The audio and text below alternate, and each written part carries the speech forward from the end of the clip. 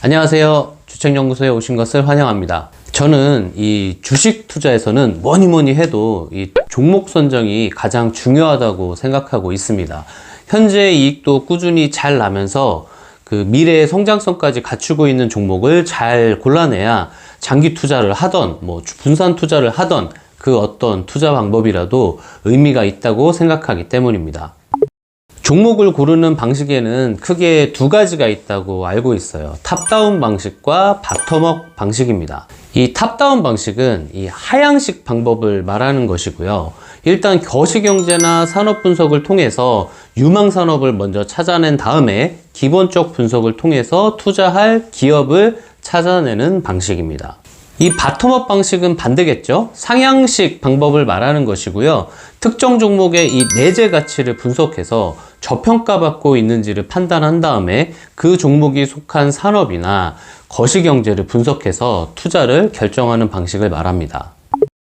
이 책의 저자 선물 주는 산타님은 기본적으로 탑다운 방식이 좋다고 책에서 얘기하고 있습니다. 분명히 각 방식마다 장단점이 있을 텐데 저자님은 왜 이 탑다운 방식을 선택했는지를 한번 알아보겠습니다. 그럼 주책연구소 오늘의 연구 시작하겠습니다. 출발!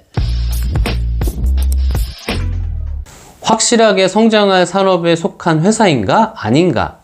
이것이 선물 주는 산타님의 그 주식 철학을 한마디로 정의한 말이라고 합니다. 선물 주는 산타님이 투자할 때 제일 먼저 고려하는 게 특정 종목이 저평가냐, 내용이 좋으냐, 이런 게 아니라고 해요.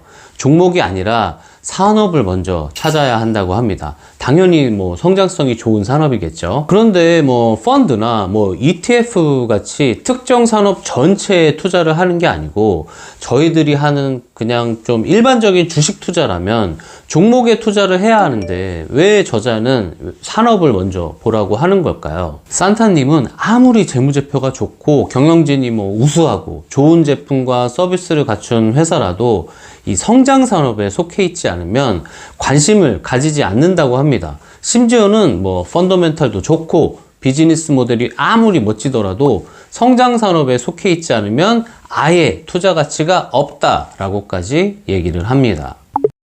하지만 산타님도 한때는 이 바텀업 방식으로 기업을 먼저 보고 투자를 했다고 해요.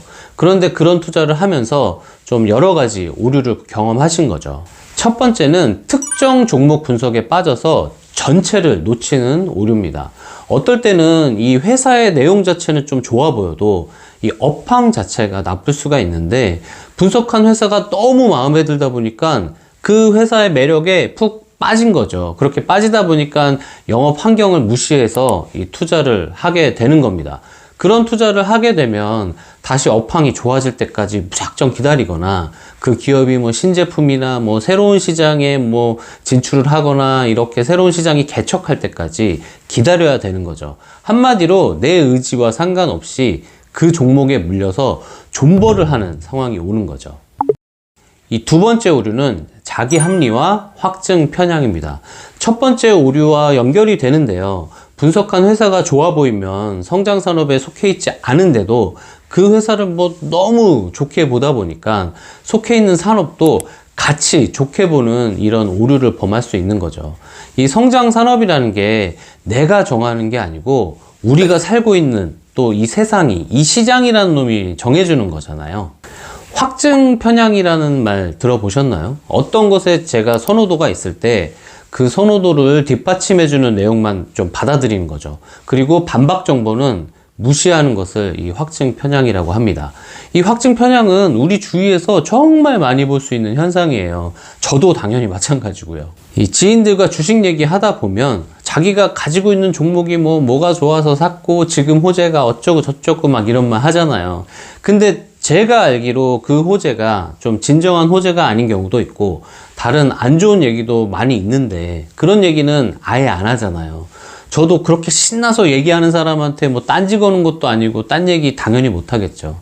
근데 생각해보면 그 친구나 저나 읽는 기사 똑같을 테고 보는 유튜브 아마 크게 다르지 않을 거예요. 근데 왜 다르게 보냐 하면 그 친구는 그 종목을 보유하고 좋아하니까 좋은 게 계속 보이는 거고, 저는 뭐 당연히 그 종목이 없으니까 안 좋은 것도 같이 보는 것 뿐입니다. 뭐 반대로 저도 당연히 반대의 경우에서는 제가 가진 종목에 아마 콩깍지가 씌어 있을 거예요.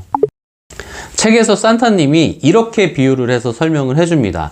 아무리 튼튼하고 이 멋진 우산을 만들어도 비가 오지 않으면 우산은 팔리지 않는다. 반대로 좀 내구성이 떨어지고 디자인이 조금 구려도 비가 많이 오면 그 우산은 팔린다는 거죠. 우산 판매량에 영향을 끼치는 건 그 우산 자체가 아니라 비가 내리느냐 아니냐라는 겁니다. 여기서 이 날씨가 산업이라고 생각하시면 쉽게 이해가 될 것 같습니다. 네, 오늘은 이 종목보다 산업을 먼저 봐야 하는 이유에 대해서 얘기해 봤습니다. 산타님이 무슨 말씀 하시려고 하는지는 이해가 갑니다. 이 업황이 안 좋은 산업에 속한 기업에 잘못 투자해서 막 개고생 하느니 처음부터 산업을 먼저 딱 보고 기업을 찾는 게 더 유리하다라는 메시지를 주기 위해서인 것 같습니다. 근데 저는 조금은 좀 다른 생각도 들더라고요. 어차피 투자 자체는 산업이 아니고 이 종목에다가 해야 하는 건데, 개별 종목이 가지는 넷째 가치를 딱 분석을 해서 저평가되어 있는 기업을 찾고 그 기업이 속해 있는 산업을 분석해도 되지 않을까? 뭐 이런 생각. 또 업황이 좋은 산업에 속한 기업들은 대부분 이미 너무 고점이에요. 너무 올라 있는 경우가 많지 않나? 라는 뭐 좀 이런 생각이 들기는 하더라고요. 저야 뭐 주린이니까 제 생각이 틀릴 수도 있는데, 분명히 탑다운, 바텀업 이 두 가지 방식에는 둘 다 장단점이 좀 혼재해 있으니까 기회가 될 때 제가 이 바텀업 방식에 대해서도 한번 공부해 보고 영상을 만들어 보도록 하겠습니다. 오늘 주책연구소 한 줄 메모는 아무리 좋은 우산이라도 맑은 날에는 필요 없다로 정리해 보겠습니다. 오늘도 소중한 시간 제 영상에 투자해 주셔서 정말 고맙습니다. 마무리 전 구독, 좋아요 부탁드릴게요. 고맙습니다. 안녕.